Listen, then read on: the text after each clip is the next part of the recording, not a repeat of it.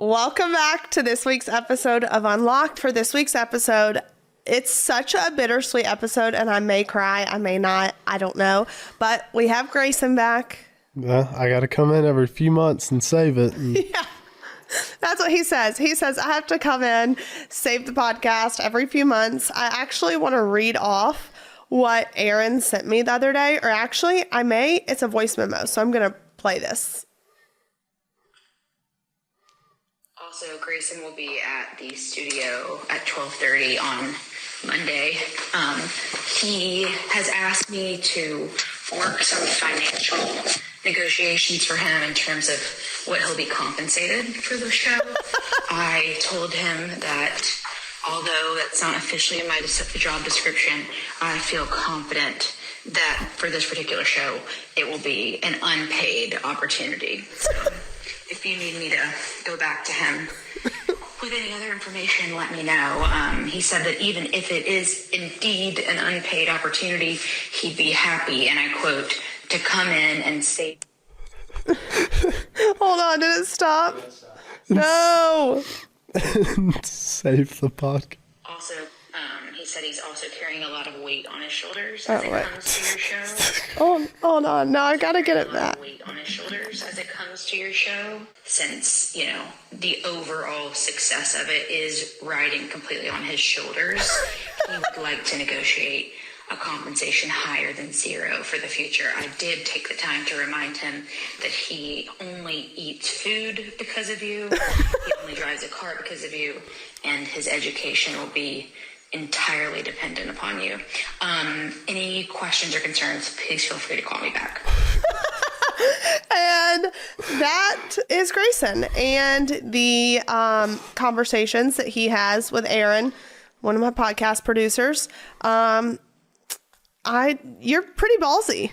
Hey, I mean, the numbers speak for themselves. Oh, do they? I mean, I had like 2 of the highest rated episodes. 2 out of 3. People do love you. I will say that. That's Hall of Fame numbers right there. Oh, yeah. Hall of Fame numbers. So, first off, we're both like fighting sickness. These kids, of course, have got me sick. It feels like Grayson's been sick for weeks. Month. Yeah, literally. But in less than a month. 26 days. Not that he's counting or anything. He will be in college. Yep. How are you feeling? I don't know. I get more nervous the closer it gets. I know. I get more nervous and less excited. Well, you have said up until then, you're like, I can't wait to go to college. I can't wait. Blah, blah, blah. And then the closer it gets, the less you say it. Yeah, the less I want to go. Grayson. I don't get excited until I get there, though. No, but... that's for like for concerts and stuff. I don't get excited until I'm there. Oh, see, not me. I'm a pre-gamer. No, I don't get excited. No. When I'm there, I'll be excited, but like... Because you're going, clearly, to the University of Alabama. Yeah. And you were so excited when you got in. And you're graduating a semester early. Yeah. So you're going in January. I somehow shaved like 7 months off. Yeah. Almost a year. Yeah, you did. So he's actually going into college a semester early, but with college credits as well. So you're going in with how many college credits? Like almost a full semester. Yeah. So he's already going in with almost a full semester of college credits. So I'll basically be in the second semester with everybody else. Yeah. Which is absolutely insane to have accomplished and to have done. And we could not have done it without Emily, she's been Grayson's teacher. Still be in the 5th grade if it weren't for Emily. Yeah, literally. She's been Grayson's teacher since the 5th grade, I think. And he does online schooling through a private Christian school out of LA, which we have loved. I mean, the curriculum is really hard, but I love it because you still have Bible class. They're not necessarily teaching all the woke stuff that's being taught. Especially my history teacher. He's very... History teacher, we love.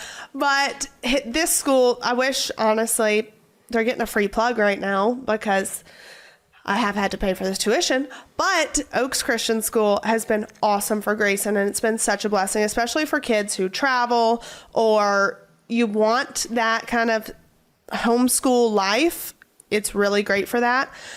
So that's what he's been doing. And Emily's been with him since 5th grade, and she has helped him all throughout.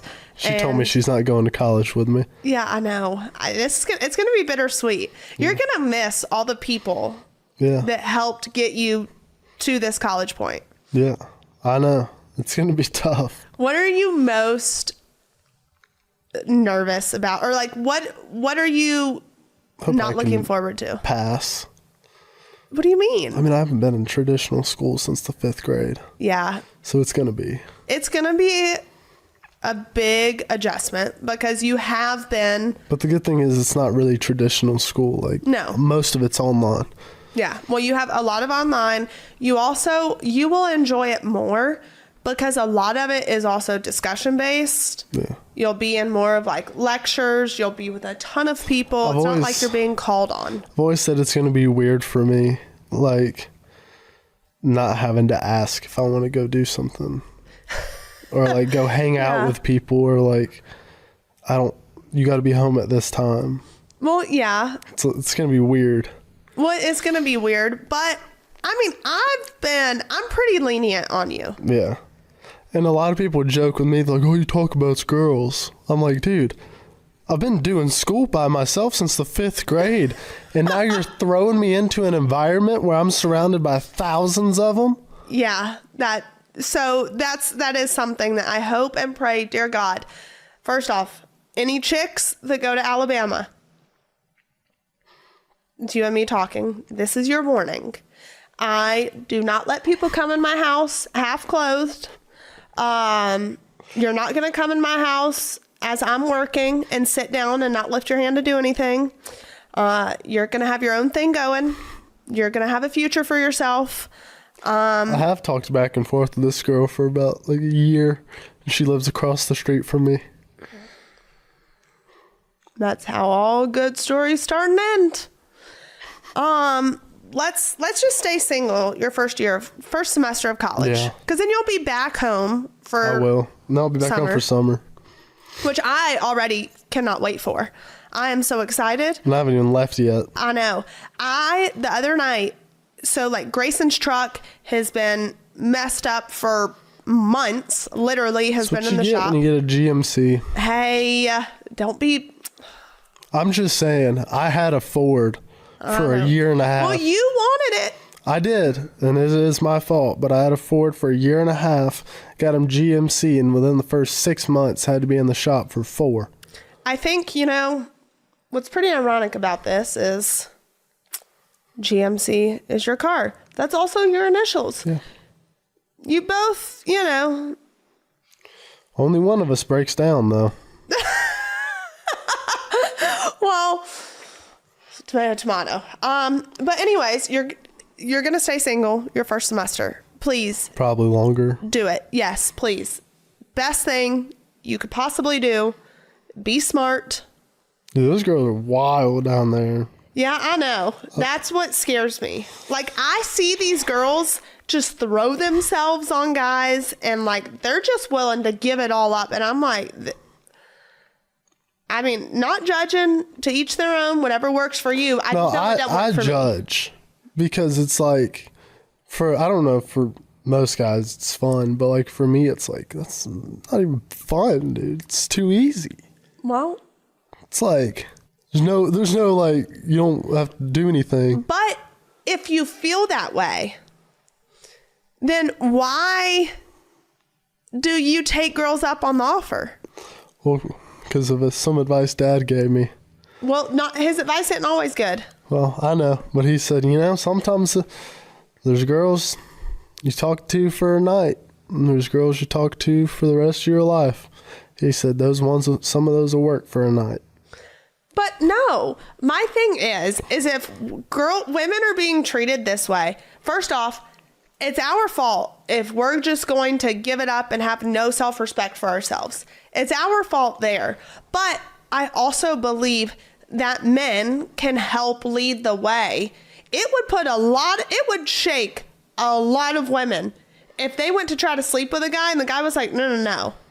Like, Listen, what are we doing? I'm like, This is the I'm first like night. what they say about Tiger. You don't need to pay attention to the amount of accepted. The real number is the amount of turned down. Oh, is that so? Hey, you'd be surprised. Well, I'm challenging you, though, to lead by example. It's just girls in my generation are like, I don't get it. Yeah. I think social media There's has like a lot to do with trends it. of like people cheating on their boyfriends and stuff and posting it on TikTok. And the What? quote is like hashtag women in male fields. Yeah. I saw one the other day. It said me sitting here texting another guy while I'm with them. Hashtag women in male fields. I'm sorry, but if you are a woman that is partaking in something like that, reevaluate. I'm not trying to judge, but like, I posted a thing in my Snapchat story. I said, POV, somebody texts you 1,000 times and you don't respond. Hashtag men and woman fields. that's pretty funny. But that is crazy. Do you think the older you're getting, because now Dude, my generation's awful. it is, They are awful. you said, I mean, you said 99, there's 1%, but 99% of the girls, I mean, hell, they're like Target. But- Everybody gets a shot. oh my God. Oh my God. This is him saying these things, not me. No, I did say it. I won't up to it. I said it. You can quote me. But do you get what I'm saying? How you can help lead, or how you're going to find the person you end up with, because Probably ain't gonna find it there, I can tell you that. that's what I hope and pray, honestly. I have said, I hope and pray you go, you enjoy your time. If you have a relationship or two, all right, let it help you find the person you're supposed to end up with. But I hope you find someone when you're out of college and you enter into corporate America and you have a badass job, you're making money, and you find a woman who is equally as like successful as you. Yeah, it's not gonna be there. Or it might. I don't know. It may. Who knows? Let's not count them all out. But I just see you as like you could be a power couple with someone that has their own shit going.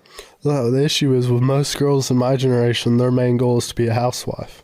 See, but that's what I mean, that's not my main goal. No. I'm good. If I'm out here and I'm working and I'm bringing in money, then yes, I love to serve. Grayson knows. For Thanksgiving, what'd I do? Cooked for 50 people? Yes, literally cooked for 50 people. So I love serving. I love doing those things. But also a man can do it too. If I'm paying bills, I'm bringing in money, a man can do it, correct? You see it the same way. And it's not even like we want you to do it either, though. Like, it's just the fact that like we know you would if you needed to. Yeah. You know what I mean? Well, that's the thing. It's knowing that you're with someone who... Like, we don't want you to go work every day, kill yourself working, but like, if you needed to, you would. Yeah. That's what they're saying like right now about this whole TikTok trend of... I hope it gets banned. What? TikTok. I hope It's not going to. I hope it does. It's not going That'd be to. the best thing to happen. But it wouldn't, because when that Let Instagram ends, come next. there's something else to come next. So at least we know the devil that we're dealing with when it comes to TikTok. Because TikTok shuts down. They just make something else. But with the trend that's happening right now of women going to their spouses or their significant other they live with, and they're like, hey, babe, like, I'm just letting you know, I can't pay the mortgage this month. Just don't do it any month. Yeah, and the majority of them are like, but you don't do it anyway. And that is not, like, some women are taking offense to it, some are not. But when I look at it that way, it's just women complain about men not stepping up. And I'm sorry, but paying the mortgage is stepping up. Paying for a roof to be over my head, paying for groceries, whatever you're doing, like, that's stepping up. Yeah. But like you said, some women or some men want to know that they're... And I'm not saying just the girls are shitty. No. But there's a lot of shitty guys. Yes. You've said that. But it's also like, I was talking to my friend the other day. I was like, people like me who were raised right and you do like the little things when you're talking to a girl. Yeah. You know, I've always done like the little things. Yeah. It makes it so much easier for us. What do you mean? Because most guys don't do that anymore. Oh, without a doubt. So then like we do something that we think is just the bare minimum and it's a huge deal. Well, I think it's the same goes for me as like I have realized in dating, and I automatically, you know, I will automatically get up. I will go cook. Yeah. I will clean. I'll do whatever I have to do. And a lot of women don't do that anymore. Yeah. So I'm like, this is little, but some people see it as such huge acts. Mm-hmm. And it's so interesting. It's the stuff we look at as bare minimum. I know I have spoken multiple times before about G-Defy and how the holiday season demands so much stamina between shopping, family drama, cocktail parties, you name it. But let's also talk about just our day-to-day lives between raising kids, going to the grocery store, working out, just constantly being on the go. If you are on the go, then you know the toll it takes on your feet. And that's why it is so important to have the right shoe. G-Defy has the upgrade that you'll need. With patented VersoShock technology, these shoes align your body and absorb the shock, making foot pain so 2000 and who cares. Now you can keep moving, spilling the tea, or enjoying sipping that holiday cocktail by the fire, pain-free, or just doing your day-to-day tasks pain-free. So head to gdefy.com and use code UNLOCKED for 50% off your entire order. That's gdefy.com and use code UNLOCKED for 50% off your entire order. Your feet deserve a holiday too. It's just so interesting to see like how times change and how you view things. And so with you going, we've gone, and I don't even know how we got off on this tangent of all the girls at Alabama, but we're going to be smart. We're not going to get into relationships. Let's wait till you get to like corporate America and you meet someone, and let's hope and pray. That's my hope and prayer. But what are you most, like, take the humor out of it of, oh, I'm going to have fun, this, that, I get to go do, like, what are you most scared about, or what is going to upset you the most about being gone? I don't know. Like, I'm going to miss home a lot, but I also like being by myself. You know I do. Yes, you do. But that's where you and I are the same. I like being by myself. Yeah. So it's like, I don't know, but I feel like I like being by myself in the house because I know that other people are in the house. Exactly. And it's like, that's why I'm grateful I'm in the same building as my friend Riley. Yeah. Because then I can just be like, hey, you want to hang out? Yeah. Which I'm extremely grateful for, because you're not going to be by yourself. But it's like we've said, you're going to, I have a feeling that, you know, first night or two, you're going to be like super stoked and excited and, oh, this is great. And then when it sets in and you're like, oh crap, I don't have my sister yelling at me, or Chloe's not asking me to take her somewhere, or we already said I'm going to get 1,000 calls. Yes. The first week from Chloe. Yeah, you are. And like, for any parents listening, if you have children in the car, I'm going to preface this right now by saying, pause the podcast, pick it up later, because we're about to talk about something. So I'm just giving you a minute, pause, go ahead. All right. So Grayson has been helping me with the elves this year because I honestly thought Chloe didn't believe in them anymore. So I was like, oh, okay, we don't have to do them this year. Well, no, we get home from Roberts and after Thanksgiving, and his elves came for his little one, because his oldest two do not believe in the elves anymore. So the elves came. We get home. Chloe's like, do you know when my elves are coming? And I was like, oh my God, this kid actually still believes in the elves. Okay, I'm screwed. So I go like rummage through all my stuff. I find the elves. We're good. I put them up and I put like a note that said, welcome home. And Grayson's been helping me with the elves, and he has done like such a good job, and he makes it like so fun and funny. Like he put the elves in like a mini Sprite box, like, and made it like a go-kart. Like the stuff he comes up with are insane. So it's like I feel like you and Chloe are a lot closer than you lead people on to believe. Like a lot. She's gonna be. But you say she's gonna be in bad shape. But look at me. Yeah, you're gonna struggle with it just as much. Yeah. Because she'll come in your room at night, or y'all will sing and dance, and you take her to school. Yeah. All those things. Yeah. So I think you're gonna struggle just as much. Probably. Yeah, you will. And too, you're going to miss me too. You're going to miss me griping. Yeah. It's going to be weird not knowing like what's going on. Yeah. Well, trust me, it's going to be weird for me. Because I have said, I'm already starting to cry. I am going to be an absolute disaster. The other night, Grayson went to his friend Blake's. That's where I was going with the whole car thing. Grayson went to Blake's, and I'm on the phone with Robert, and Robert's going to bed because he's just old, y'all. He's just old. And he goes to bed so early, and I'm Central Time, he's Eastern Time. So then I'm left up with nobody to talk to, and I'm sitting there, and Grayson's gone. And I literally was so sad and in such a depression because I'm like, this is going to be my life. Like, it was awful. Yeah. Yeah. So that gave me a little insight as to what I'm going to be facing. And it's going to be terrible. Like, I will probably just show up and God. I'll come do your laundry. We'll go get lunch. We'll do something because I just can't. I can't.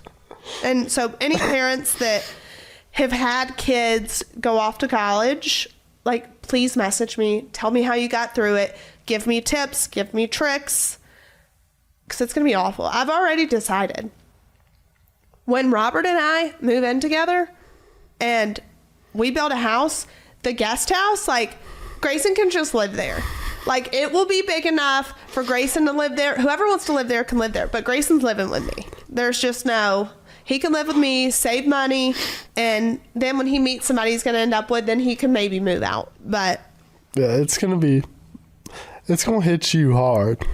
Yes. Because then it just goes to just you and Chloe. Yes, it goes to just me and Chloe. And Chloe's great, but Chloe's not old enough to like actually speak to. Yeah, no. Like, you and I have really tough conversations at times. Or there have been plenty of times over the past 2 years that you've literally like held me as I'm sobbing. Yeah. Like, you're the only kind of support system that I have. Chloe's a kid. Yeah. So that's where it's going to get really difficult. But also, just like this, with this podcast, we're doing this podcast, then someone else is coming in to do it after. But since I have to do it at that time, you're going to pick Chloe up and you're taking her to therapy for me. Mm-hmm. Like, I'm not going to have that help, which is also going to be... It's going to be hard. It's going to be hard because for any I've told mom parent, and dad, I don't know how you're going to do it. Yeah.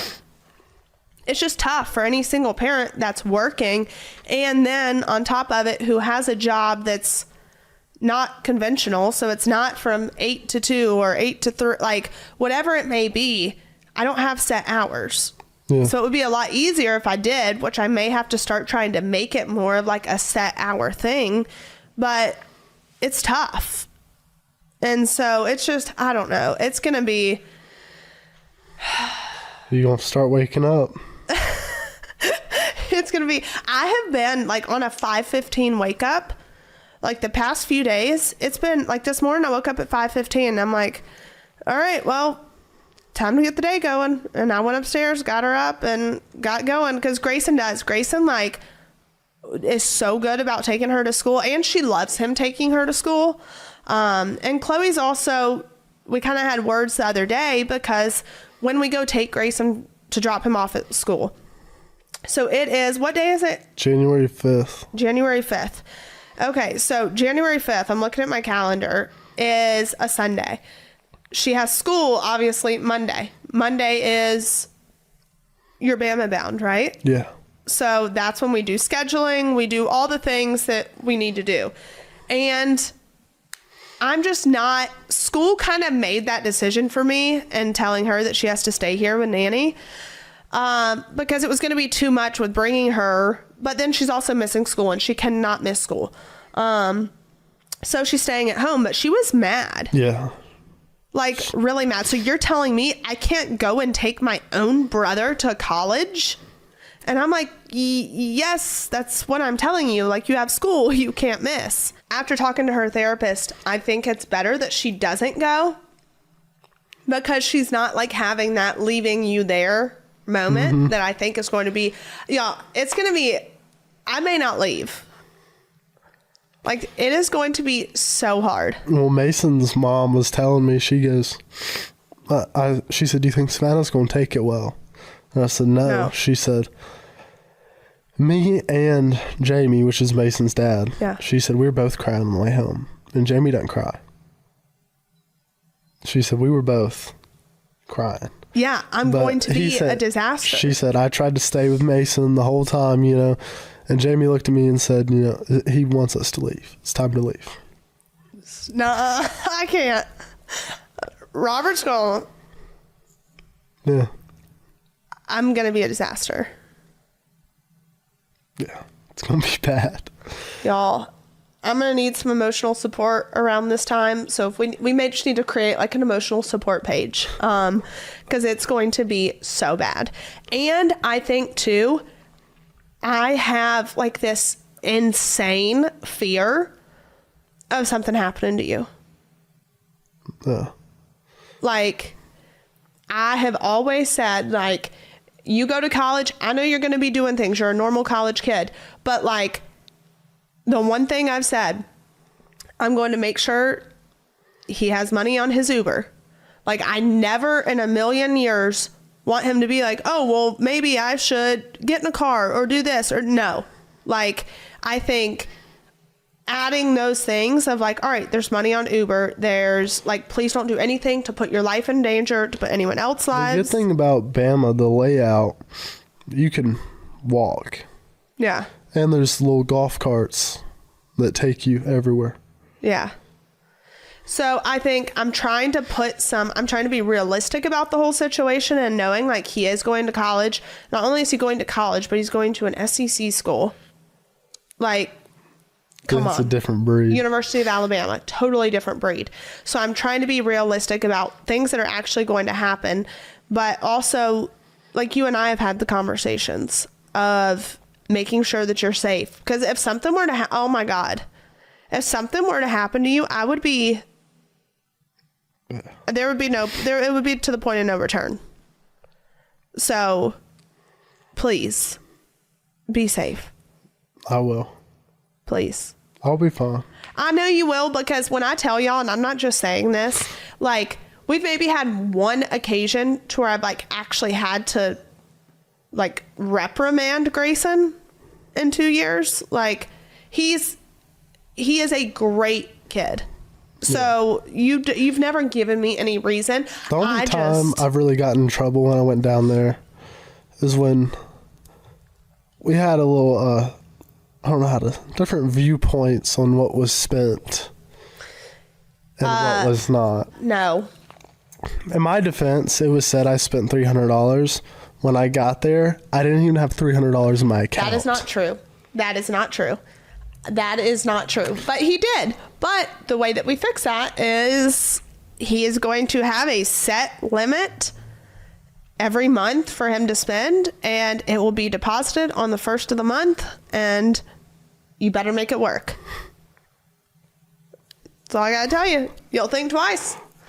You will think twice. Dad and I talked about this. How you say stuff like that, and then... No, I'm going to stick to it, because if I don't, it's only going to be to your detriment. Because then I'll text you, be like, hey, all my friends are doing this, but like, I don't have enough money on there. Dad said, she's going to go into her Bank of America and put more money on there. No, I'm not. I am not. That's the only way you learn. How many times have you told me, this is all you got? You better make it work. But then you go and I have you do stuff for me and go and buy stuff that I need. So that shouldn't come out of your money. That comes out of my money. So I'm just telling you, first of every month, you'll get a set amount. I'll make sure there's money on Uber, and we're gonna figure it out. But I also need to figure out how to buy tickets to every game, because if I can come and get to spend time with you, then I'm going to. So I'll probably ruin every single SEC game for you. But you like when we hang out. We do play Auburn in February in basketball. Okay. You do like when we hang out. Yeah. Grayson and I have a fun relationship. I don't mind you coming there. No, we have a fun relationship. So, and too, there's this really cute hotel that Nick Saban's wife, Miss Terry. Yeah, helped design, and it's so funny. It's more up my alley because, I went to an Auburn game. I'm sorry, y'all, but it's not the same.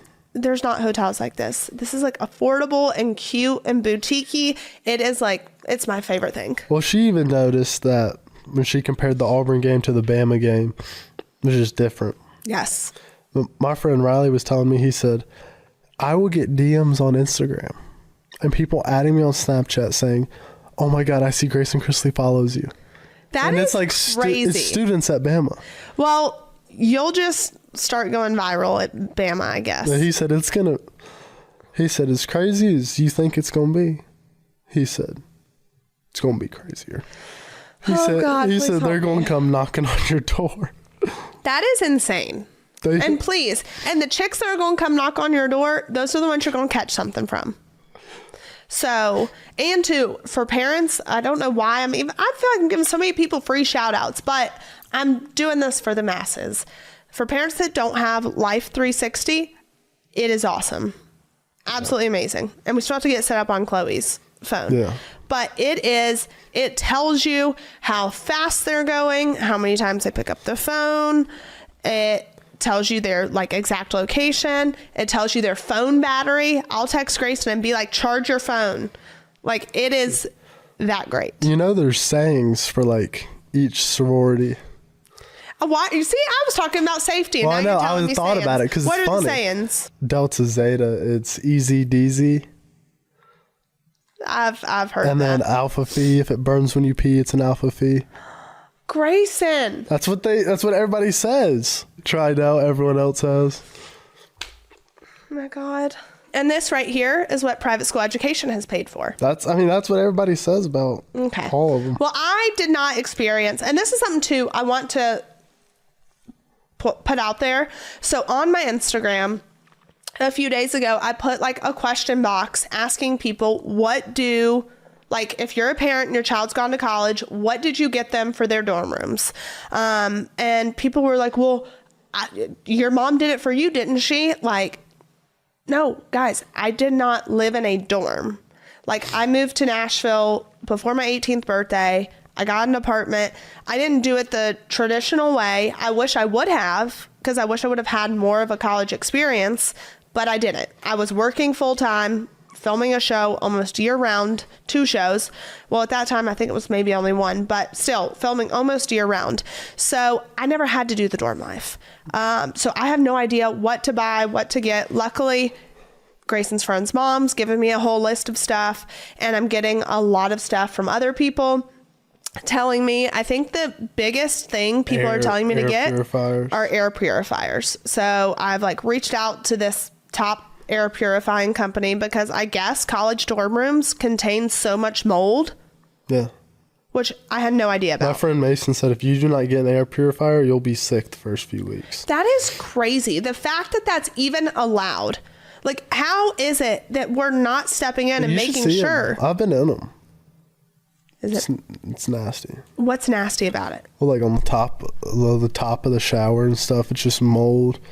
And I think I'm so grateful I'm not in a small dorm, because I was in the shower in one of the small dorms and I was hitting the side of the walls. So, okay. Is there any way to get photos of the dorm room before? No. But I need it.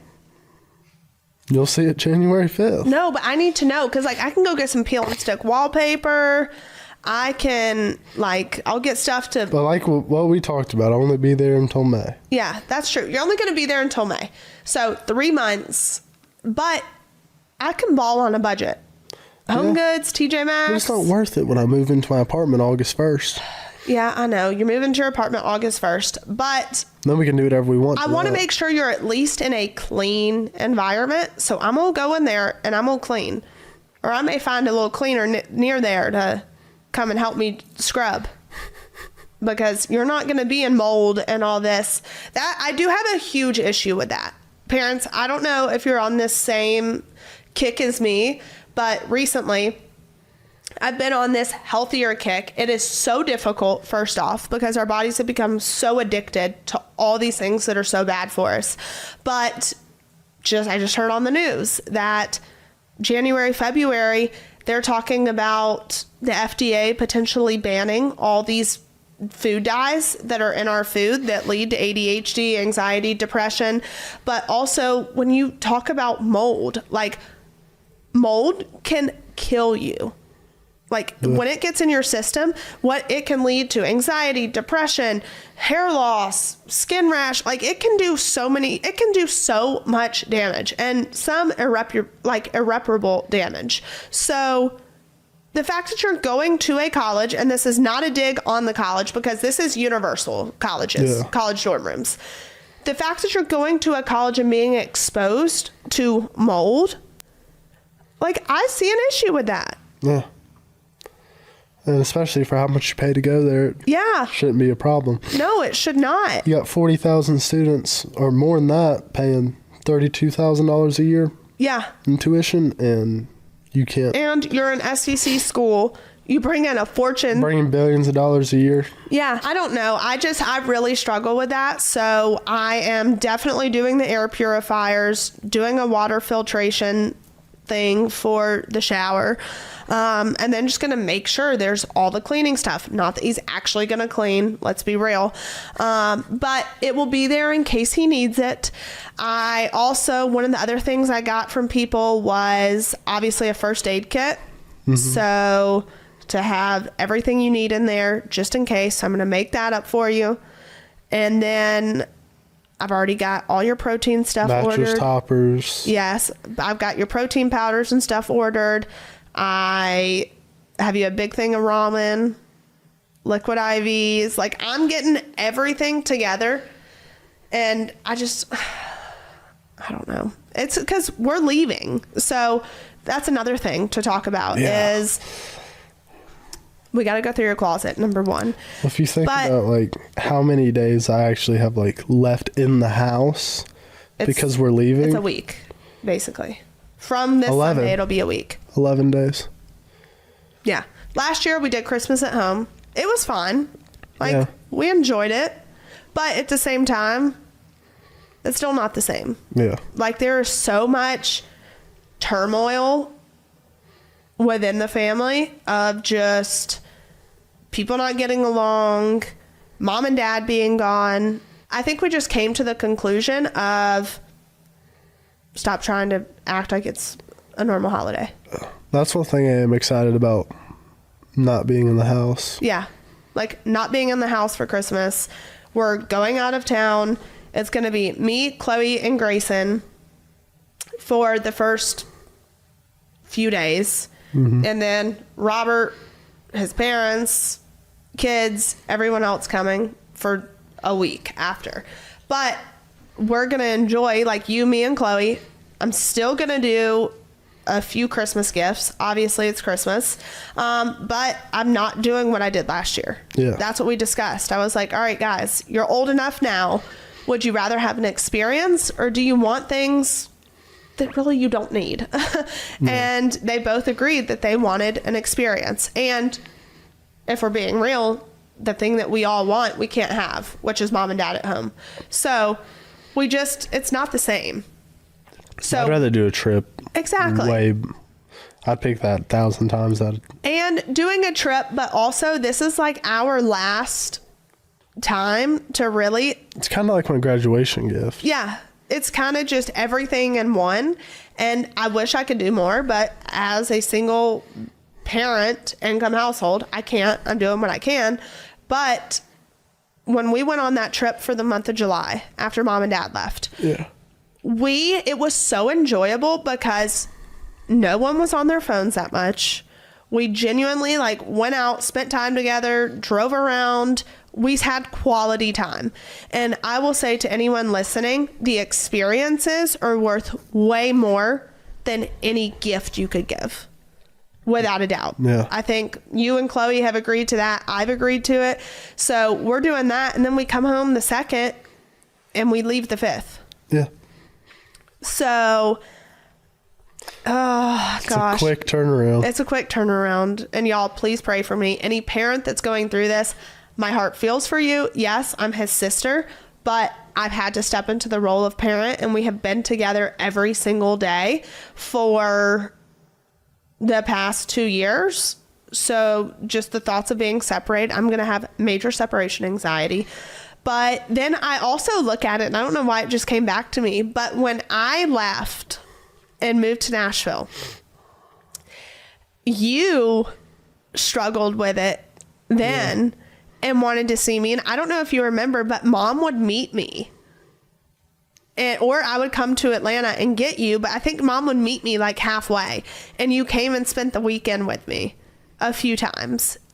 Like, it's just going to be reversed. I'm just going to go spend the weekend with Grayson. Yeah. So that's really where we're at. That's like our big life update.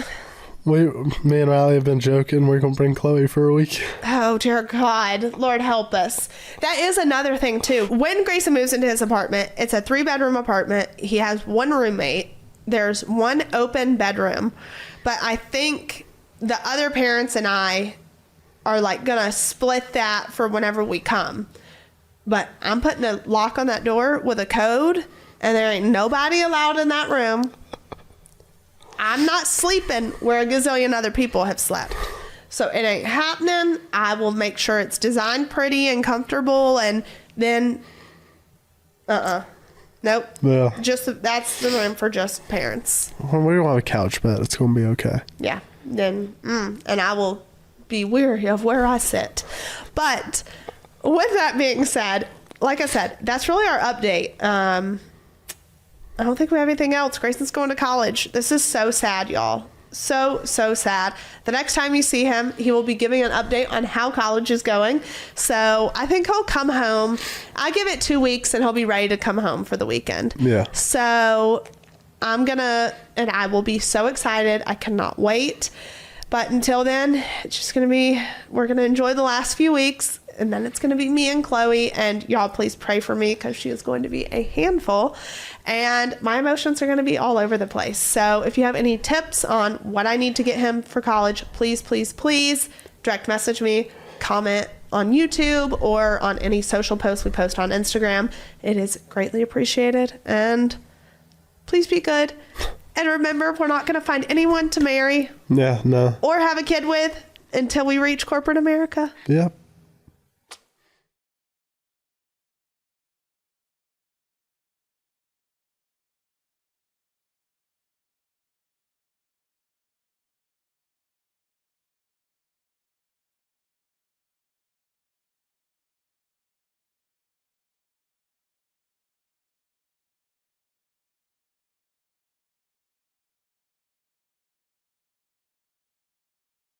Welcome back to Unlocked, guys. I'm so excited because I have Christine Quinn here today. Hi, guys. Thanks for having me. Of course. So for those that don't know, she was on the show Selling Sunset, which became like a huge phenomenon. It was crazy how fast that show grew.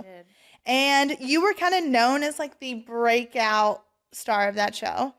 Yeah, that's kind of what it seemed. That's definitely what it felt like. But at first, it was really dark. It was really heavy because I remember when the show came out. I was 29. Okay. And I never had social media before. I never had Facebook. I never had Instagram. I never had any of it. What? Yeah. So I remember Netflix was like, you guys need to have a social media presence. And so, like all the other girls, like, Heather, was doing this and that, and Chriselle was doing this and that. So they already had like millions of followers. Yeah. So I come out with my like profile, like 0 followers. And I'm like, guys, I have a Netflix show. And like my 4 followers were like, yeah, right. Stop. But yeah, it was interesting. In the beginning, like people didn't know what to think of me. They just thought I was so evil and mean. And like the first year was really, really, really hard. Yeah. And then after that, like the people that got it, and they're like, oh no, she's quirky, she's cute, I like that, and like people got it, and like, you know, the show wasn't ever meant to be like serious. It was like funny and quirky and goofy and like, you know. Yeah, and too, it's what people see is not always reality. Totally. Which is the hard part. And you were kind of placed in a very like villain role. For sure. And there was an article that came out to where Jason had said that people were tired of your drama on the show. So it was better to just like move on and start fresh. And what are your views on that? Well, I mean, he had to say something because I quit, obviously. Okay, so you quit? Yeah. Or they let you go? No, I quit. Yeah. And it was a decision that I felt coming on for at least 2 seasons. Yeah. And I just remember saying, I want to stick it out for 5 seasons. Like 5 is my number. Like that's what I want to do. And so after 5, I was like, and I knew it the whole time, like going on 3, I was like, okay, 2 more seasons left. Going on 4, I was like, okay, almost done. Going on 5, I was like, I'm going to light this shit up. Here I go. So how did you like go out? How I went out was really disconnected from the show. I really didn't care. I would go in and film my scenes, and I knew they were going to edit what they were going to edit anyway. Mm-hmm. So I would just pretty much walk in, and you know, we would do entire scenes that would be edited down to an eye roll. So I would show up knowing that, and I'd say, okay, like I'm just going to text and order food on my phone because I know I'm going to get edited down to an eye roll anyway. So I just really went into it just like, you know, very like, I know this is going to get chopped up anyway. Yeah. And it doesn't matter like what I said or did. I knew the outcome. And you had no creative control over it. Absolutely not. No, none of us did. Yeah. Well, see, and that's hard because some people were placed as like the little angels. Course, yeah. And then you were just hardcore the villain across the board, which I feel like was very unfair. It was very unfair. And I was on my own island. And it was very unfair. It was, you know, the girls would harass me and bully me. It was, I mean, it was disgusting. It was vile, you know. And I remember the last finale scene of the show, I was wearing a gold sparkly dress, and I had just had a baby a week ago. And I said I wasn't coming to that scene. Yeah. And producers, you know, basically, you know, forced me and, you know, gave me ultimatums and this and that. And I said, fine, I'll show up at the end, but for 5 minutes, and I don't want any bullshit. So I showed up, and it's like, you think that someone who just went through like a really traumatic birth, who comes onto set and shows up and is like at least, you know, there and being present, you're at least gonna be like a little nice to, and like, no, that was like their intervention gangbang, and not in the good way, you know, where it was just like from all different angles, and I'm not talking Eiffel Tower. It was just like not the one you want to have. And it was just all these angles, and I was just like, you know, it doesn't matter what I do. These girls are just... Wow. Didn't they try to say, I feel like I remember seeing something that you had lied about like being pregnant or... Oh, yeah. Well, here's what happened with that. So, I mean, you know, obviously that, you know, you don't film scenes in chronological order, at least we didn't. No. So, you know, they had what was called evergreen scenes. And so evergreen scenes are scenes that they can kind of place anywhere, you know, no matter of what's going on in the storyline. Kind of fillers. Filler scenes, exactly. So, you know, we did filler scenes like yoga and filler scenes like walking or whatever it might be. So Davina and I did a yoga scene, and I was actually pregnant at the time, and I was really active in yoga the whole time I was pregnant. There's tons of videos of me on Instagram with my huge belly doing workout videos. Yeah. So I was upside down doing this really crazy pose, and I was obviously pregnant, but they chose to bring Davina back at a different point in the show, so they played that out later down the line. So they cropped me from here up. So it looked like I just had a baby, and then all of a sudden I was upside down doing yoga on my head. So then people were like, well, you can't do yoga on your head if you just had a baby. And that's how all those rumors got started, which was so silly. No, but didn't the girls go along with it? Basically what happened was they were asked about it, and they were intentionally vague. They were like, "Oh, I don't know. We weren't close, so I never really saw." And Maya and Davina were like, "No, of course she was." Like, Yeah. but they were intentionally being vague to be shady. See, and that's not my thing No. is, and two, I don't know. I don't ever like to like bash on anyone, whatever, to each their own. If you feel good about yourself after being a shitty person, that's on you. Yeah. But there was a lot of drama between you and Chriselle, wasn't For there? sure, yeah. And what did that where did How that come from? Yeah, it's interesting. I would say like how it manifested was it started with her and I being actually really close. Okay. And I remember when she came on the show, she was, she was cast and everything, and she was married to Justin at the time. And Who I will say I have wanted to have on my podcast. oh, I thought you were gonna say so hot. So hot. I mean, he is very attractive. But I wanted to have him on my podcast, but apparently he had like a really bad podcast experience and won't do them ever again. Oh, I didn't know that. I know. And I was like, hey, I will give him full control because Aw.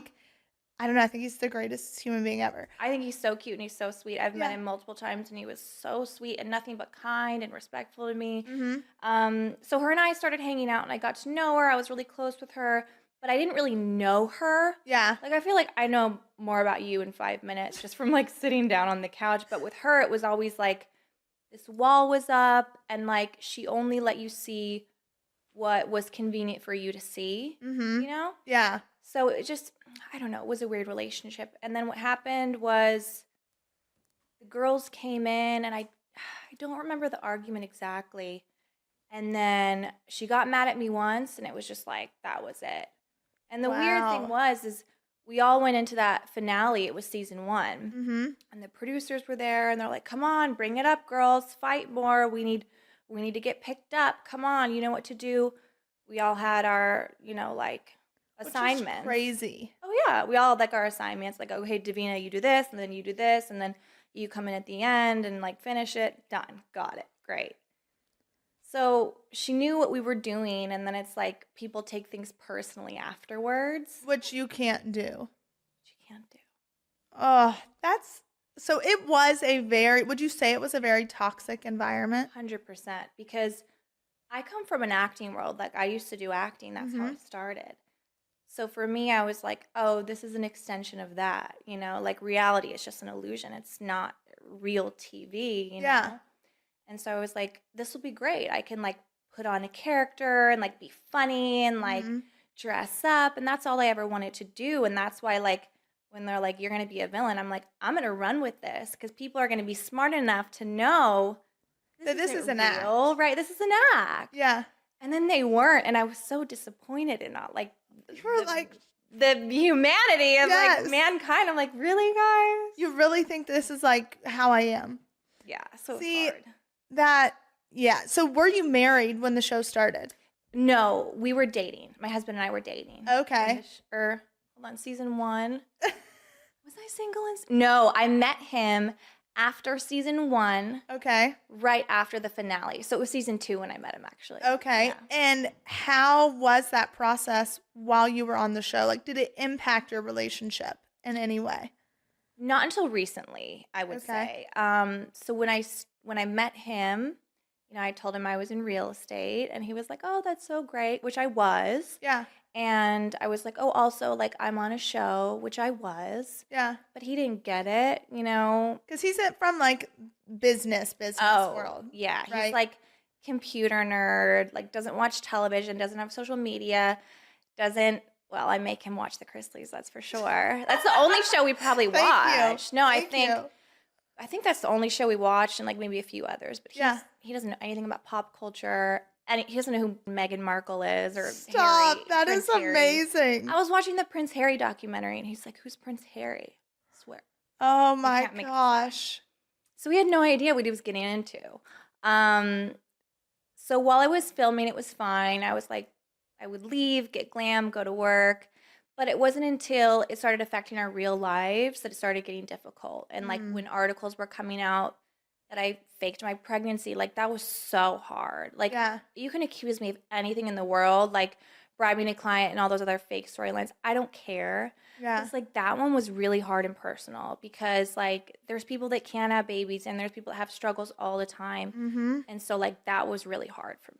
Oh, yeah. Well, and that's the thing is, did it take you a while to get pregnant or did it happen? Yeah, it did. And it was something that like I wanted my pregnancy to be like so nice and so beautiful, and it wasn't because I was around like these horrible people Yeah. all the time. And like even after I was pregnant, I was around these horrible people all the time. So it wasn't like the experience I wanted. I didn't have like supportive friends like I wanted, you know what I Yeah. mean?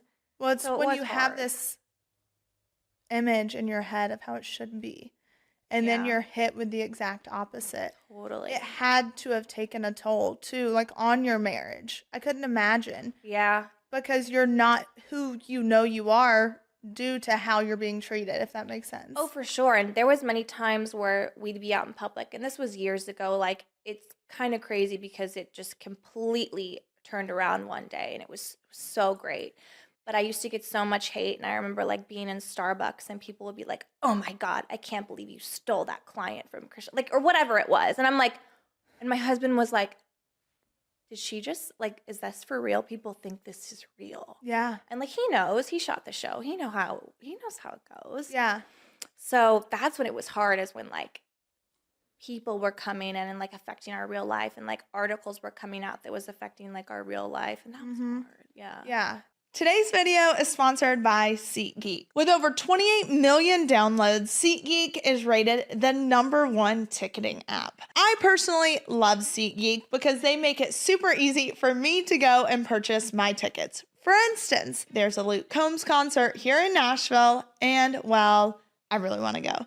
That's where I go to SeatGeek for a last-minute deal. Can easily access the app, go on, look at where my seats are. There is absolutely something for everyone. You may want to go to Morgan Wallen, the Fall Out Boys, Beyonce, and that's where SeatGeek comes into play because they can help you find tickets literally in the click of a button. You can easily access your events, ticketing, see where your seats are. Also, SeatGeek ensures you that you're going to get a good deal, which I absolutely love because who doesn't love a good deal? When it comes to purchasing your tickets, SeatGeek makes it super easy. I always look for the green dots because the green dots mean you're getting the absolute best deal. Red dots, not so much. Every ticket is backed by the buyer guarantee. SeatGeek is also the only app that allows you to return your tickets ahead of the event with swaps. So this makes you feel super confident in purchasing your tickets through the app, with knowing that there's always that chance something could happen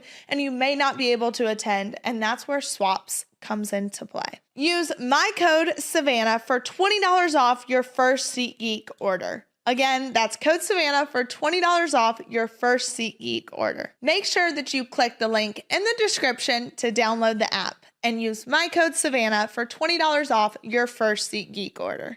Y'all know I've been on a health kick recently. I mean, I jump on and jump off the train quite often, but right now I'm on, and I'm obsessed with mud water.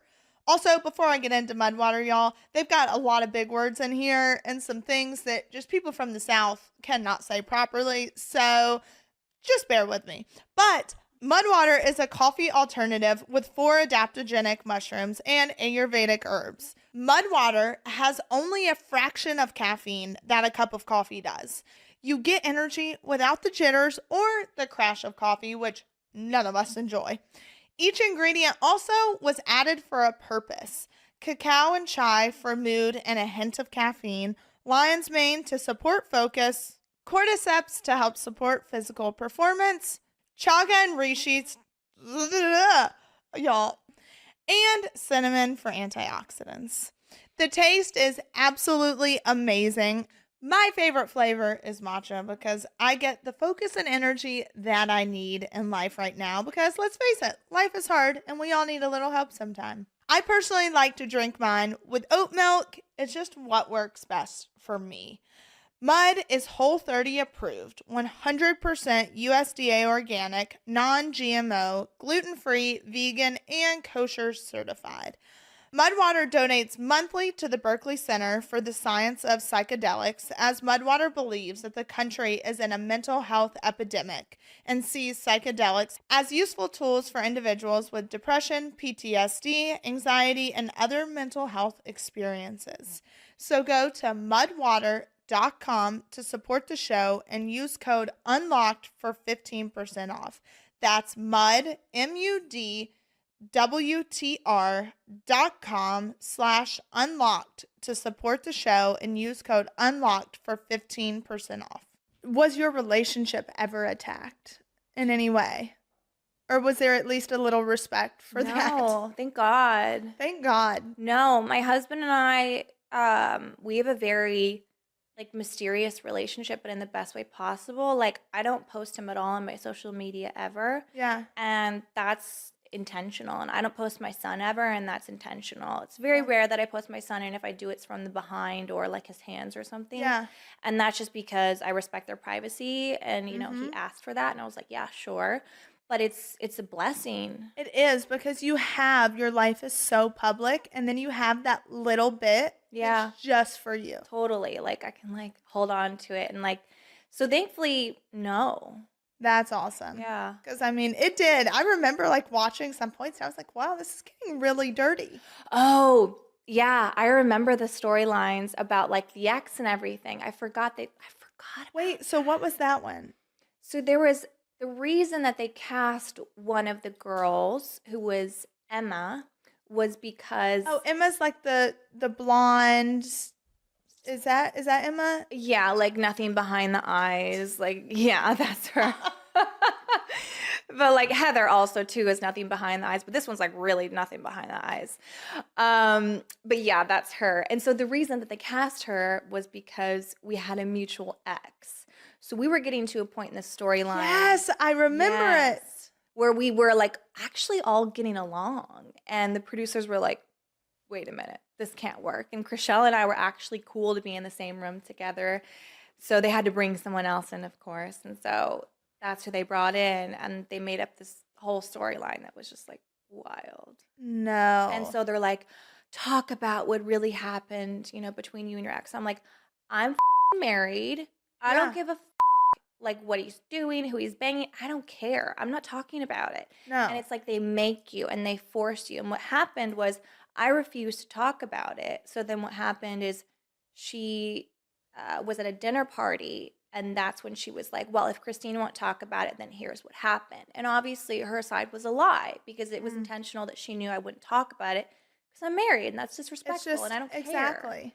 So then obviously I had to clear it up. And I was like, well, that's actually not what happened. This is what happened. And that's how they get you talking about it. And it's so toxic. Well, yeah, and too, I have major respect for your point of view, because when you're married, nothing else matters. Yeah, literally. No one else. I'm not going to sit here and talk about an ex of mine. No. When I'm married and have a child with someone else. That's why I was so horrified. I'm like, this is so horrifying. And then you have to go home and explain it. Yeah. Was there a point to where you went home and was like, hey, this is what happened today? Of course. Yeah. I definitely told him. I was like, this is what happened. And he knew exactly who it was too. He knew the ex. He had seen him before and everything like that. Just, in passing in the office and stuff like that. Yeah. I never talked to him or anything like that. But he knew who he was. And so he was just like, well, thanks for telling me. He's like, I knew there was something very incestuous about this group. And he's like, I was right. Everyone's just, I was right. It's Big Brother. Everyone's just banging each other. Everyone's banging the boss.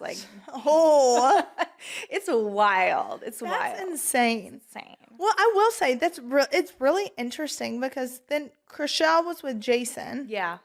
And then now he's with another girl that works there, I think. Oh, they all work there probably. Yeah. I'm like, this is you do not shit where you eat. It's so weird. It is very odd. That's why I was so shitty at real estate, because I never my boss. That's why I never got any listing. No, for real. Do you really think? Okay. Oh yeah. do you like? Yeah. Did Chriselle's career drastically change when she yeah. started dating Jason? Absolutely. I mean, granted, she's only pump the brakes. She's only sold 3 houses, one including her own.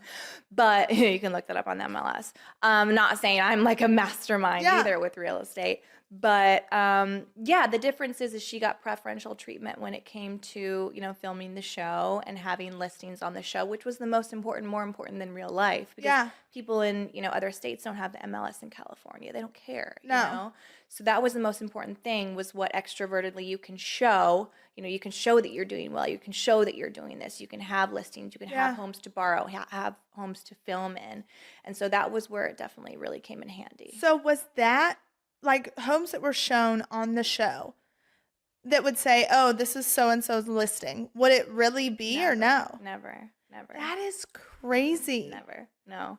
Because it was really hard. So I remember in real time, we would have clients and I was like, hey, I have a great house and they're willing to film it. Like, I'm so excited. Let's do it. Yeah. And then what would happen would be like, producers would have their own agendas, or they'd be like, no, we're following this storyline instead. And so it was just like really hard. So they thought it would be easier if they're just like, you know what, let's just scout houses, have a bunch of houses, then we can enter storylines. That's And insane. I found out how they were getting houses, and I couldn't believe this. My neighbor said that she got a knock on the door one day, and they were like, hi, we're from a television show. We'll pay you X amount of money if we can film in your house. It was like $1,000 a day or something. And she was like, well, what's the show? I was like, Done Productions. And then she didn't know what that was. And it was, sure enough, it was Selling Sunset. And I was like, you're kidding me. They're knocking on people's doors to film houses. But also it's like a lot of, friends have houses, and sometimes it is listings. But and too, I feel like Chriselle and Jason, when that relationship started, it was like right on the tail end of her divorce. Oh, yeah. Too. Yeah. And then I don't know. For me, I didn't feel like a genuine connection. Mm-mm. And too, I want to say Heather or Chriselle went on a podcast and definitely talked shit about my family. It was one of the two. Honestly, I want to say it was Heather, maybe. I wouldn't be surprised if it was either of them. Yeah. Wait, you told me this. I did. I remember I texted to you. That's right. I think it was Heather. Yes, I think it was Heather. Wait, I don't remember you telling me what the... I forgot the context of it, but now I really want to find it. I remember you had told me that, and I was like, wait, what? You're gonna, Aaron, I'll work on finding it. Perfect. Yes. I'm not surprised. So, but also, what is there, your family's the nicest, coolest family ever. Thank you. What? So, yeah, she and I was just like, okay, anything to stay relevant. Like clearly. I said, not everyone has taste. Yeah. Not everyone has taste, Savannah. Honestly. I love you. It is what it is. I love you. And too, then somehow her husband and my ex-fiance got connected. It's a weird circle jerk. I don't know. I love a good circle jerk. It is a weird.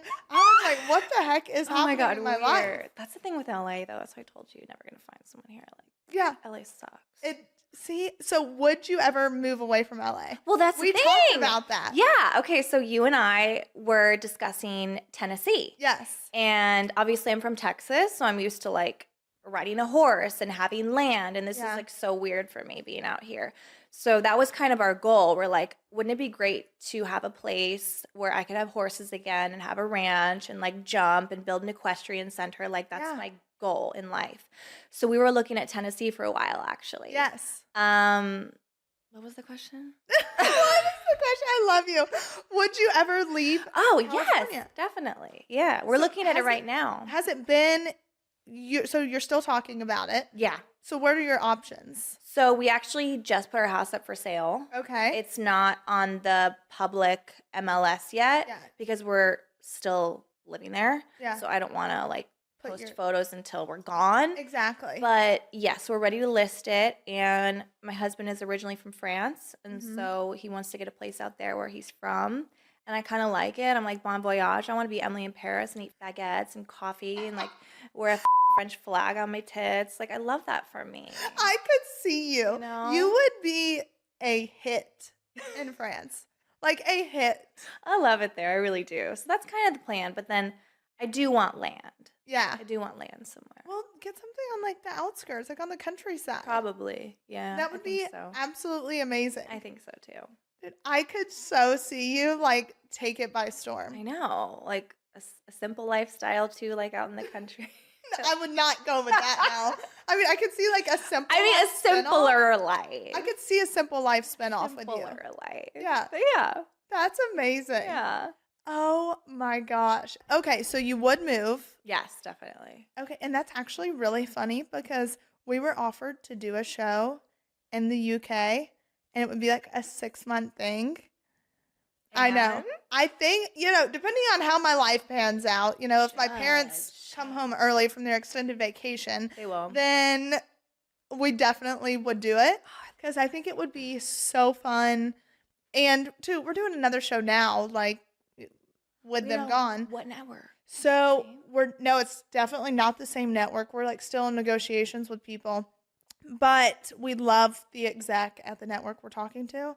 So it'll be great. God, I can't wait. I know. So it'll be great. And too, it will be more reality because I was like, I can't keep doing all The this same scripted format, stuff, yeah. the same format. Yeah. Life is not a joke, 24/7. Actually hit on some real stuff. So that's kind of what we're in the process. I love that Yeah. for you. I think that'll be great. And that's the one thing, like, Would you go back to TV?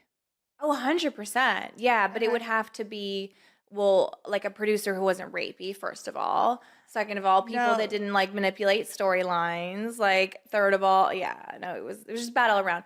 But it was the producer, It wasn't Really? It wasn't the So network. who It was the wasn't- producer? His name's Adam DeVillo, and he's the one that I think one of the girls from The Hills accused him Why of. does that sound familiar to me? Because some of the girls from The Hills had problems with him. Like, he got accused of sexual I feel like things. why do I feel like, okay, he looks familiar. Yeah. So he's been, He did The Hills or the OC. I don't fuck The Hills, I think. oh my gosh. Mm-hmm. And so he was just very unpleasant to work with. I mean, that wasn't even like, that wasn't unpleasant. It made him sound like an angel compared to the stuff he was. It's like he was so dark and dirty. And I just remember, like, for me, like, I think you won't really see me in a 2-piece that much in the show. It's only 1-pieces. Yeah. And maybe it had like shreds on the side, or maybe it was like really high or whatever. Yeah. But it's what I was comfortable with. It's what I wanted to wear. And there Yeah. was so many gross conversations about that, and just like wardrobe and bodies and pressuring us to do stuff, and just it was nasty, man. It was nasty. Oh, and the show's still going on though, right? Like the NFL, not for long, I don't think. Not for long. No. I do feel like it's kind of died out. I think so. I think they're really having problems just trying to get drama, and there's so many new cast members. There's another 3 cast members this season, I think. Wow. So it's just like the original format's just completely gone. Maya's gone. I'm gone. Vanessa's gone. Davina's pretty much gone. I mean, everyone's gone. Everyone that caused drama or like at least made jokes is gone. Yeah. And see, I feel like part of that has to do with when you start getting involved with people on a like relationship point of view, Yeah. then the head person's just trying to protect that person. Totally. So that's where it gets really, really tricky. That's what it was when Chrishell and Jason were dating. Like, Yeah. no one else was like, You can't touch her. You no, can't. exactly. See, and that's. I remember those conversations too, because the girls would be like, okay, we're not going to fight with Maya because she's pregnant, and we're not going to fight with Chrishell because she's boss. Obviously, when I was pregnant, like, where were those rules? But Exactly. That's insane. So Yeah. clearly you were made out to be the villain to everyone. And From day was there ever a point that you were like, to where it really got to you? And it was just like you started questioning yourself. I was never questioning myself at the end of the day, because I would go into work, I would film a scene.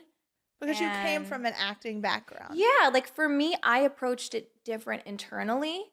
So I was never questioning myself, but I was just questioning my reputation, and that was hard for me because I'd worked so hard in real estate, and I'd worked so hard in acting, and I worked so hard in everything that I did, really. Mhm. And so that was the one thing that was just disappointing, is I was like, I don't want people to think I'm like a monster. I'm not a monster. I'm just like dry and silly, and I crack jokes, and I have no Yeah. filter, but like I have no mean bone in my body whatsoever. Mhm. Like I can't hurt an ant. And especially too, I feel like when your son came along, then it finally was just like, Oh, that's when I was I'm like, done. the shenanigans doesn't care. Yeah. It doesn't matter, I mean. No, because at that point in time, it's like, all right, my job's to be a mom. Totally. It's to, and that's it. Totally. And that's what I did. I was like, bye. You know, your priorities changed. And I was like, bye. Did they fight you on leaving or no?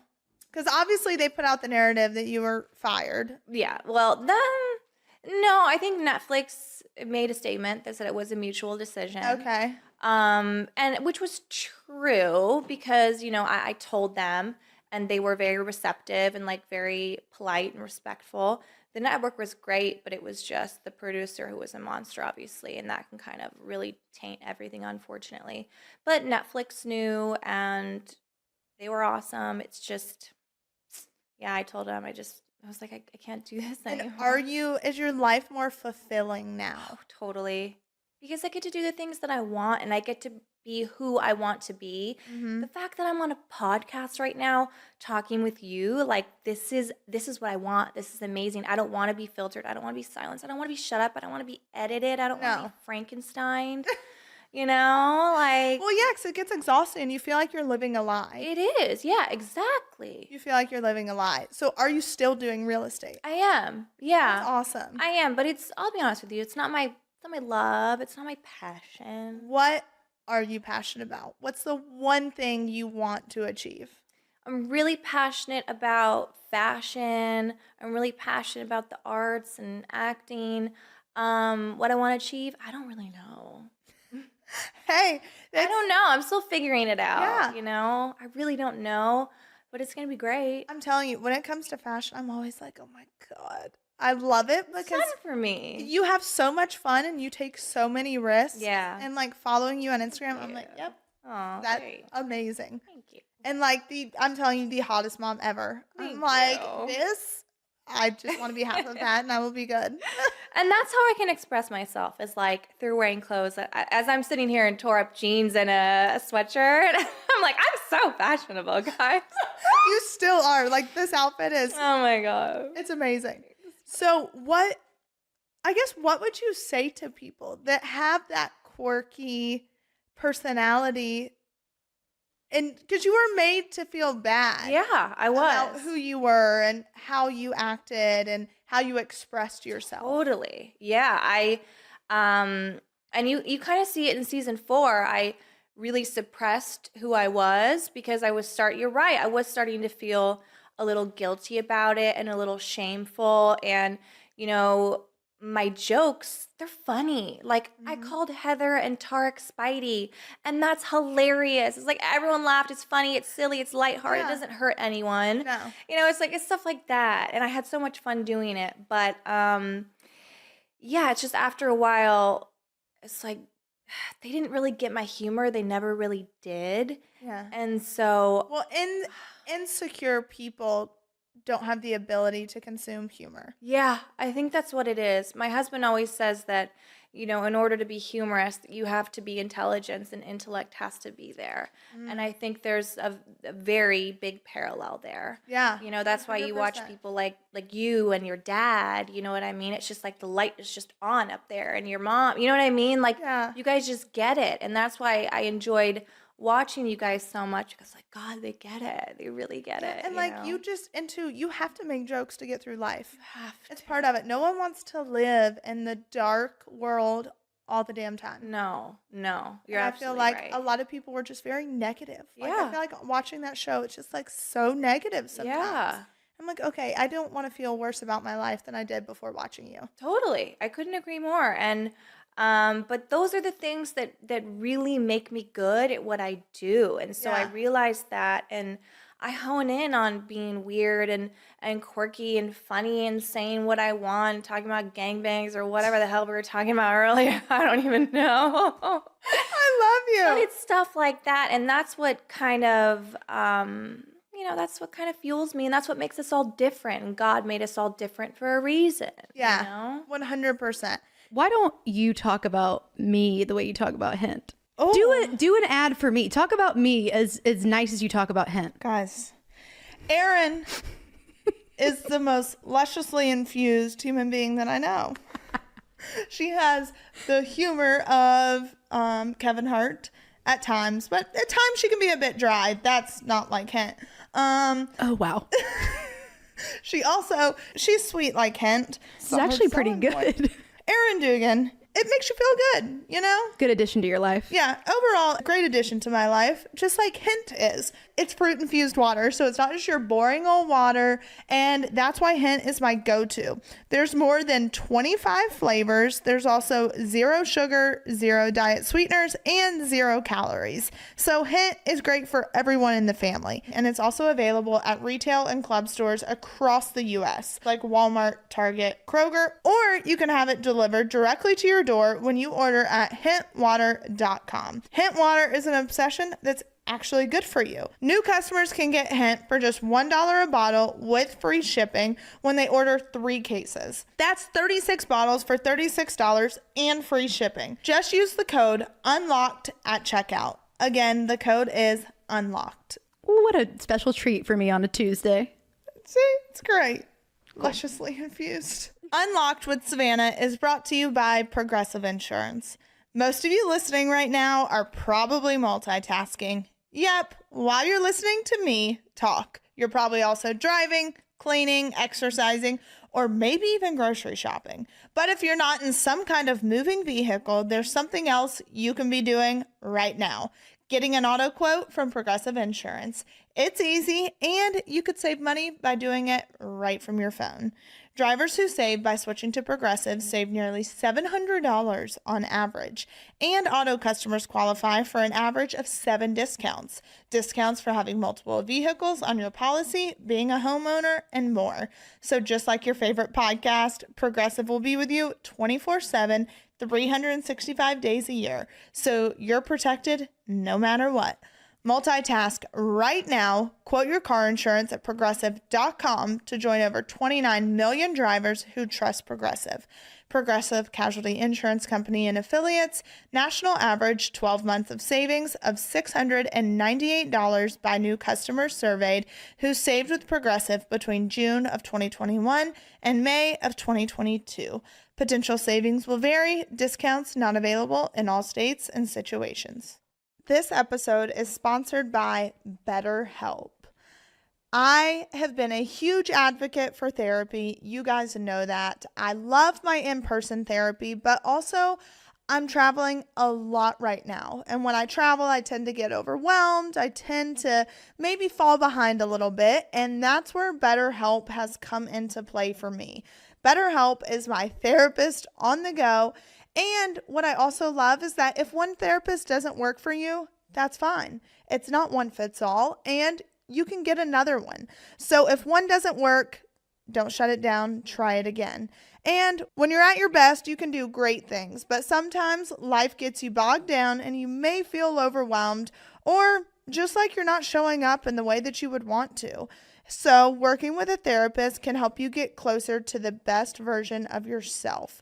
Because when you feel empowered, you're more prepared to take on everything that life throws at you. So I really hope you guys join me on this BetterHelp journey. And if you want to live a more empowered life, therapy can help to get you there. Visit betterhelp.com/Savannah today to get 10% off your first month. That's BetterHelp, HELP.com/Savannah. And did the girls give you a tough time about the lifestyle that you live? Yes. I always had a hard time. They always gave me a hard time about that. In what way? Well, I mean, like, they would call me extra, but I would just say, you basic. But really what it comes down to is I was always like that. So even before the cameras were on, like I was always extra. I was always loud. I was always obnoxious. I always loved flashy things. Like that was me. Like I loved that.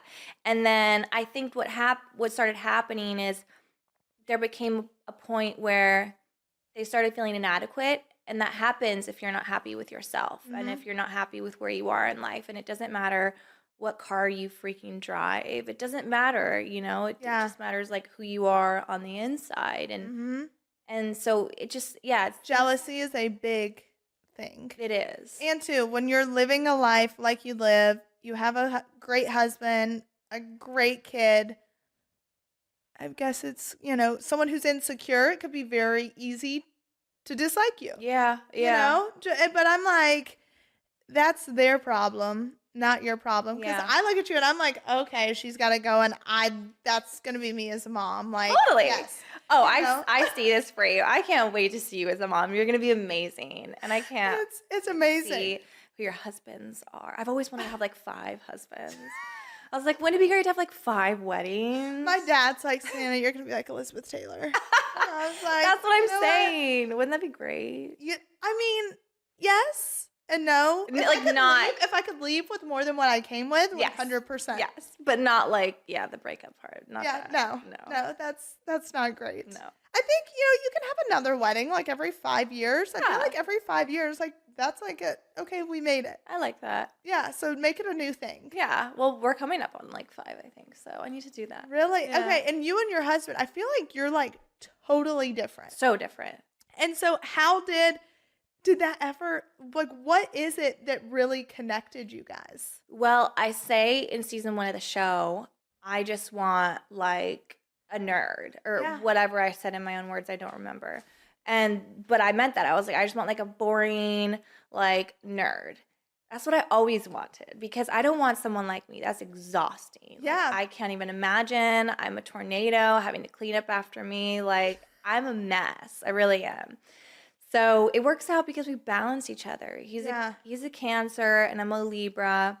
So he's a little more like emotionally sensitive, but I'm kind of grounded and See, I feel like with me, it's hard for me to deal with emotionally sensitive people. Like it takes me a minute because I'm very much just like, I just grew up in an environment where you could get into a fight and then 5 minutes later, hey, let's go to lunch. Exactly. Like, so it's hard for me. And whenever someone's like, that really hurt my feelings, I'm like, if that hurts your feelings, then you're in for a rude awakening.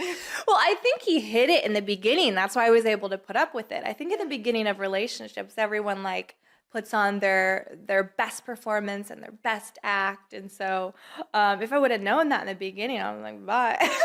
No, I'm just joking. That's amazing. Yeah. But I feel like you're so different, but it works so well. Yeah, because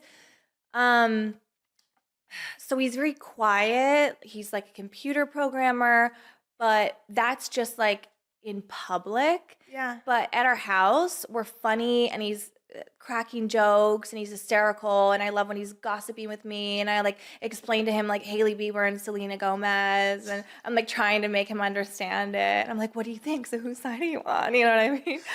That's amazing. It's fun because I'm like, all the fun is like behind closed doors, but when you see him, you just think he's like shy and whatever, but he's more than that. That's amazing. Oh my gosh. So your son is 2. Okay. And how has your relationship dynamic changed since having a kid? I would just say, I mean, the obvious is like we don't have sex as much as we used to. So that's a real thing?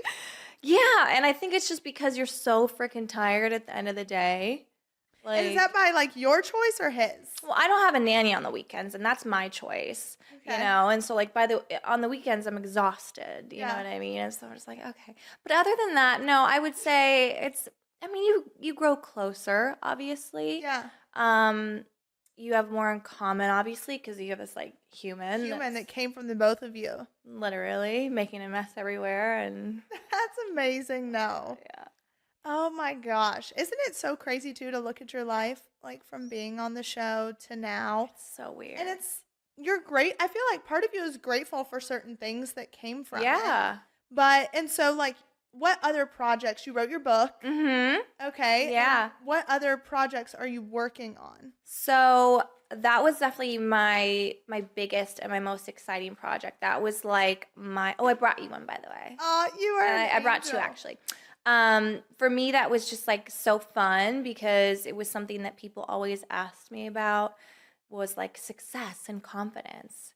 And I was like, well, confidence isn't really something I was born with. I mean, like, yes, I had a personality, Yeah. but, it was also rejection and this and that and, so many other external factors.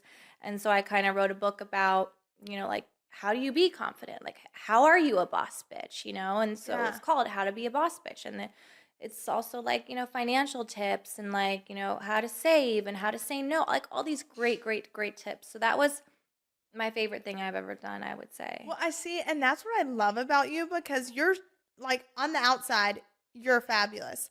But when it comes to business, like you are very savvy. Totally. I'm very, no one knows this about me, but I'm actually, when it comes to like money, I'm very, very, I don't want to say cheap. That's not the word. I would not But, use like, that to describe What's you. the word? No, I'm just very like, I'm very good with money. Conscience. Thank you. Okay. See, I don't even know what the word is, but yes, that's what I'm trying to say. I'm very like, I'm very good with like finding deals also. Like I love that. I love a good deal. Really? Yeah. Okay, Oh, what yeah. was the last good deal that you got? Well, I talk about this in my book, and I always wanted a Rolex, and my first Rolex that I got was from the Real. Okay. And obviously it was used, but there's a huge premium that's taken off of that because it's used and because it's not new, even though it's basically 2 years old, Yeah. And so I got a huge deal on that, and I talk about that. Also, wholesale diamonds, people don't know about. They go to Cartier and they just buy one ring, and they don't know that. Oh yeah. Here. Oh yay. Here we go. So yeah, all sorts of things. See, like that I that's talk the about. thing. That's a whole other world in itself. Like Yeah. the wholesale diamonds. I remember, like, even whenever I went to get engaged, I was like, okay, you can go to Tiffany and buy a ring that's Such a scam. like pea size I know. for an extravagant amount of money. I know. Or you can go and buy like a wholesale diamond 5 times the size for Literally. like less than what you would have paid there. I know. So that's where I do have love fun. that. I do love the good deals, I Mhm. will say. Mm-hmm. And yeah, okay. You'll have to keep me up to date Yeah. on the good deals. It's just about being savvy, really. Sure, I love to splurge on certain things, but then like I choose where like the discretionary income. I choose where things kind of like come and go. For sure. fun. And is okay, so is your husband, is he as into all the things that you're into? No, he looks like a homeless man who lives on Skid Row. No, he does. I love you. No, I'm not kidding. He had me shave his head the other day because I do his head and his beard. I'm really good Stop. at it. I do my dogs too. Yeah, they're kind of a big deal. A lot of Kind talent. of a big deal. A lot of talents. So I shave him down, and then he wears the same like Lulu every single day, and only because I bought him Lulu. Before that, it was like, I don't even know, like from 1942 t-shirts. And like when I met him, he was wearing like khakis and like button-up blue shirts and like vests over Stop. it. And I was like, okay, you don't live in Boston. You're not a professor. Like we can't He can't be with doing this. But no, he doesn't care about any of that stuff That's amazing. at all. He wears like the same thing every day, and he looks just homeless. He just looks homeless, but like you're homeless. Yeah, am I homeless? Yeah. You love it. Yeah, I love it. I love it. That's the thing. Yeah. It's like, that's what I say. I'm like, if I was with someone that had as much of a personality as I did, I would be miserable. Yeah. Because I exhaust myself Yeah. sometimes. So it's like, I don't need someone else exhausting me. I know. No, I know. And that's the thing that's fun is like he's like, I love having like a project. I love a good like project. So like he was my project because you know, it was like Queer Eye for the Straight Guy. It was like tuning into an episode when you saw Selling Sunset, because it's like before and after. You're like, no way. No and I was way. like, listen. Wait, how did he show up to like the first day of filming when he filmed with you? I don't remember, probably because I dressed him. Okay. Yeah, I definitely dressed him. So I got him all these like, you know, cool fitted shirts and like black drip jeans. And I was like, I took everything blue out of his closet and threw it out. I was like, you own gray, black, white, nude now. And if I see a navy blazer sneaking in here, I'm going to burn it. I'm gonna burn it. But yeah. That's amazing. I've always said, like, there's something to be said for someone who is just like smart, normal, you know. Yeah, it's not me. I wouldn't know. No. I'm saying not me, but like the person I end up with, you know. Yeah, Like, totally. Because trust me, I've tried it all. and- I feel you. You're going to end up with someone who's like, has their own business, like has been doing it for a while, like Yes. not this type of guy. You know what I mean? I love no you. athletes. Athletes Athletes are just awful. No, they're awful. Did you date any Of athletes? course. I mean, fake, like the fake one. I dated a fake athlete actually. Oh my God. What's a fake athlete? Well, he's this guy that told everyone he played for the Lakers, but he didn't. He just like tried out. Oh no. Yeah. You know, he could. That's an easy thing I to don't figure know. out. I didn't Google things back then. I had a BlackBerry. I had a BlackBerry. No, So you believed him? I did. Yeah. Oh wow. But athletes are just, he was by Athletes are awful. proximity an athlete. Yeah, athletes are awful. They are, right? What I is know. that? But then I question myself. For you would think, okay, first time, second But time you should have learned your lesson. Third time, But when you met the first one, he wasn't an athlete, right? He kind of grew into an athlete. the first one, no, he was. I guess the first athlete.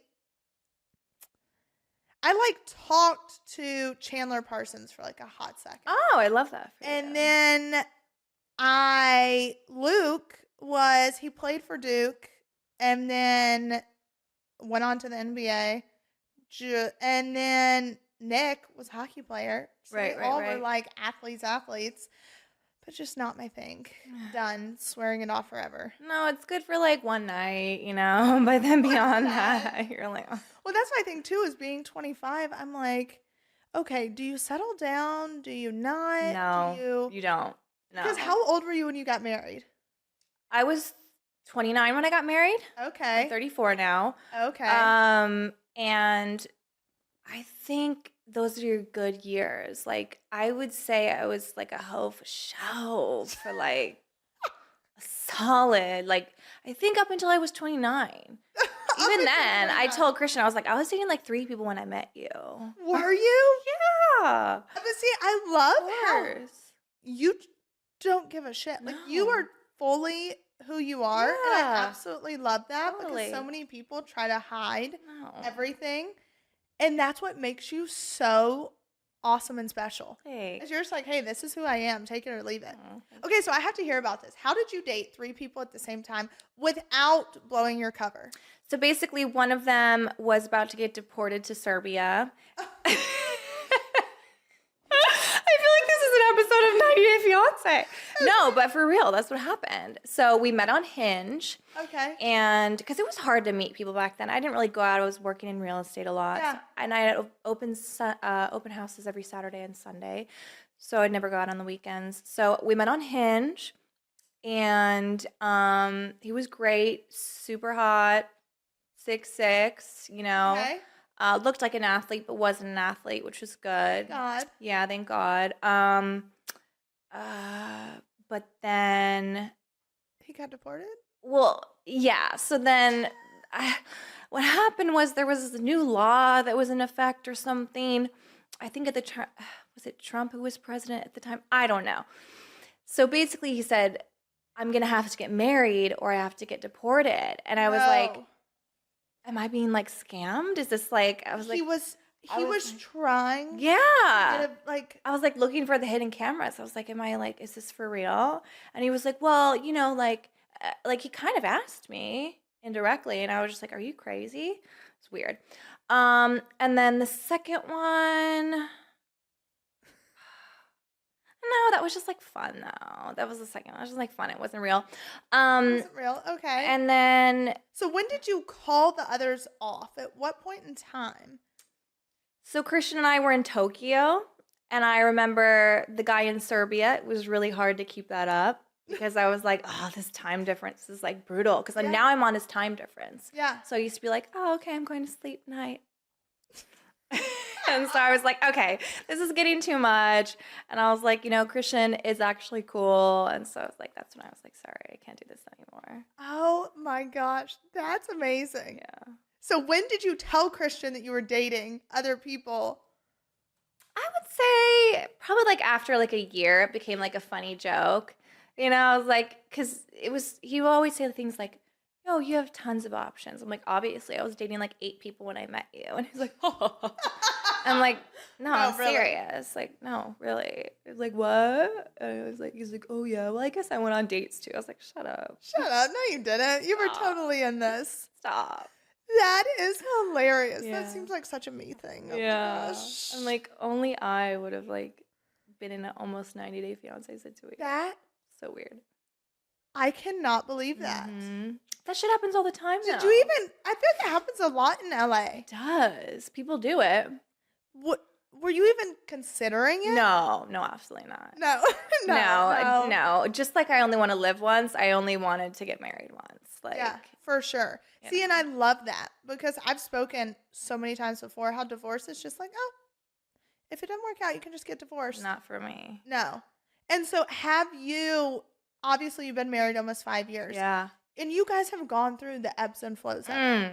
For sure. Like you have great moments, you have really shitty moments. For sure. But I feel, so have you had a point in time to where you're like, this is a struggle? Yeah, absolutely. Marriage is hard work. And I know that because my parents have been married for, gosh, they were high school sweethearts. So I don't even know how long that was.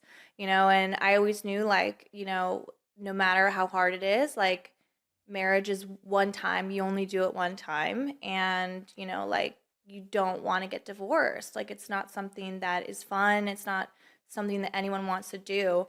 But it wasn't like, oh, it was a sin or anything. I mean, obviously, there was that part of it that I grew up with, being in the church and stuff like that. But yeah, it's definitely hard. And we have times where I'm like, oh my God, we're so different. Like, why don't you care about this Prince Harry and Meghan Markle documentary? I mean, like things like that. Yeah, just little, for sure. Just little things. And so you mentioned like growing up, obviously in the South, in the church. Has that been a struggle for you with being so out there with your life? And like, was there any criticism that came from maybe back home, people you knew, family members? I would say yeah, and let me know if you've experienced the same thing. But what I experienced was, okay, so you're a Christian woman, however, you're so sexual on certain covers and pictures and things like that. And it was like, it was like such a double standard. It's like you can't be a Christian woman and love your body at the same time. God forbid. Yeah. And it was the Christian people that were so like, hateful. Yes. Which is so shocking to me. know. I tell people all the time, I'm like, I love Jesus, but I like to cuss a little bit. Yeah, of course. Like, I get it. It doesn't mean you have to live a perfect life. Obviously, I want to strive to be the best that I can be and be a kind, loving human being. But it doesn't mean you're never going to like screw up, say the wrong thing, do the wrong thing. Of course. And that's the hard part is I feel like that's what gives religion such a bad rap. Yeah. Is when you have Christians who are so judgmental. The most. They are the most. I'm like, where does this come from? I know. That's insane. So that's kind of the only thing that I really experienced. Yeah. And also just like on the show, they're like, oh, how is that possible if you're such a bitch? See, I would never have survived on a show like that. It's really hard, girl. I don't think I ever would have survived. I think I would have been you. It was hard. And that's why like I would go home and I wouldn't hang out with those people. Like when I say I was on my own island, like I really was, because like I was like, I did not want to like hang out with them afterwards. I didn't want to associate with them. I just got bad energy all around from the get-go. Yeah. But hey, now you're on to bigger and better things. Yes, I am. Thank you. Hey, you know what? We're both we've both died out. Yeah. We're both off of TV now. Yeah, Maybe thank we'll God. just come back together. That'll be, what a plot twist. I love that for us. See, I think that would be a great idea. But you need this sort of like death and then resurrection to fully then go out and like understand how you want to live your life. Exactly. And be who you truly want to be. Totally. That's been the biggest blessing out of this whole thing. was because Absolutely. coming from TV for 10 years, something that was heavily scripted, everyone had this image of me who they thought I was, and I'm Totally. this spoiled, stuck up, blah, blah, blah. And I'm like, do you think... I never thought that from watching the show. But it's just so crazy because then people are like, oh, living off your dad's money, why don't you go get a job? And I'm like, do you think I do this for your entertainment? Do you think I do this just for free and shits and giggles? Like, no. You think this isn't a job? Exactly. I'm literally mic'd up. Look at my makeup. My hair is teased to the Lord. Like, you think I woke up like this? This is work. Exactly. And to having to be on all the time. That's the thing that people don't understand.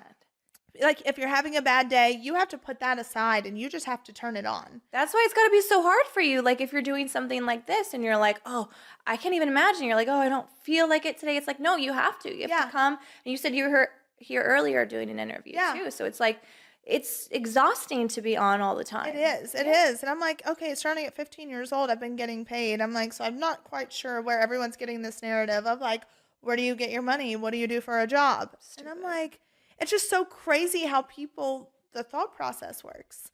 And so now being off of TV and having a podcast, getting to say whatever I want to say. And having so many amazing brands, by the way. Thank you. killing Thank it. you. Yeah. Yeah. So it's like I now have the freedom to just do life however I want to do it.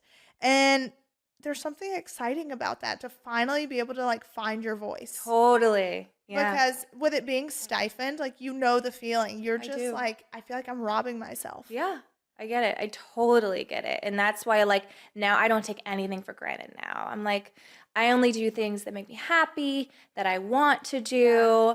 That's why when you called, I was like, oh my God, it's so obvious. I literally, and too, it's so, the thing I've struggled with recently with doing this whole podcasting thing is whenever people like from podcast one reach out to book people, they're like, hey, I know you have a personal relationship with this person. Do you want to reach out to them? And I'm like, no, I'll let you guys reach out, because I never want friends to think, oh, I like feel obligated to do it because she's asking me herself. Interesting. Because it's like there's two completely different worlds. It's I like, didn't think about that. you can be friends with someone, not do business with someone. Right. And I never want someone to feel obligated to do something. Yeah. So it's easier to say no to someone else than it is that person. You know what I'm saying? That's so funny. No, you're absolutely right, though. That makes sense because, no, I do have another friend who has a podcast, and she's been telling me forever, like, come on my podcast, and I love her to death. Yeah. But I'm just like, But then, like, she's going to see me on this, and she's like, oh, gosh. I'm like, girl, I don't really go out of my house. No, I don't go to my house. It's just happened to happen. That is amazing. Yeah. Oh my gosh. Well, I just have to say I absolutely love you. I love you. And I do. I've loved you for years. And I just, Thank you. I'm going to give you my closing argument. Let's First of all, hear it. I loved you on the show. I've watched you for years. My family's watched you. My husband's watched you. And he's like, oh my God, that girl's so funny. She's just like you. She's so cute. And I was like, I know. Stop. And I love your spirit and your heart. And you have such a bright light, and you're doing such big things. And I'm so happy that you have this podcast because I could watch you talk all day long. So thank you. You really are. This is my favorite gift. interview by far. Like, just my favorite podcast episode by far. That makes me happy. So also too, guys, make sure that you go and get Christine's book. You can order it on Amazon. Yeah, Amazon. I'll also do the Audible where I read it. That was really fun. Okay, I could definitely Barnes listen Noble. to that. Yeah. It's So, fun. How to Be a Boss Bitch by Christine Quinn. Amazing. Thank you. Thank you, Savannah. It was fun. Oh, so fun.